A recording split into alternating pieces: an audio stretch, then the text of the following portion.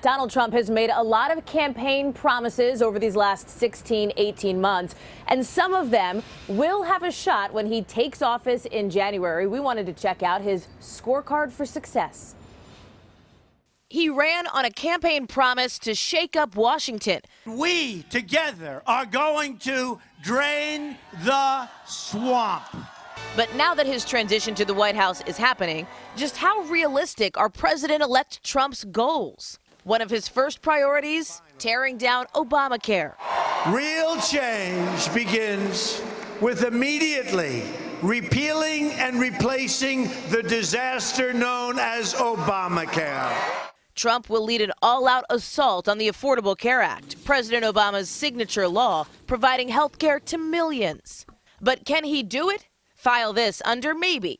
First, Congress would need to take action, and while Republicans could have trouble getting the 60 votes to get it to the president's desk, a vote to repeal did make it to President Obama earlier this year under a special budget procedure that required only a simple majority.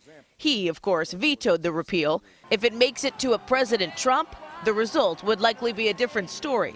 Also on his agenda, reshaping the Supreme Court. The Supreme Court, it's what it's all about. File this under highly likely. With Republicans controlling Congress, Trump's all but assured a more conservative Supreme Court pick.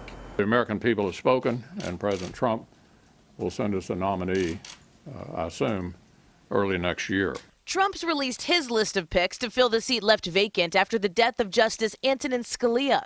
Among the notable names, Senator Mike Lee of Utah, who did not vote for the party's nominee.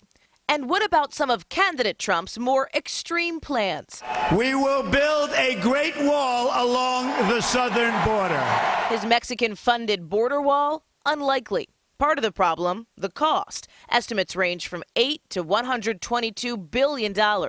And while he says Mexico would pay, that country's foreign minister saying yesterday that's not happening. Also unlikely, another campaign pledge.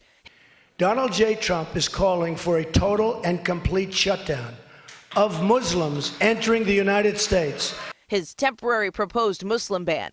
Unpopular, even among many Republicans. Candidate Trump already signaling he won't take such a hardline stance. Expect for the president-elect trade to be another big issue in those first 100 days. He doesn't always see eye to eye with the rest of his party on that. And that is a topic that may or may not come up when President-elect Trump and Vice President-elect Mike Pence visit House Speaker Paul Ryan after their trip to the White House here this morning. Matt, Savannah. Hello, Today fans. Thanks for checking out our YouTube channel. Subscribe by clicking that button down there and click on any of the videos over here to watch the latest interviews, show highlights, and digital exclusives.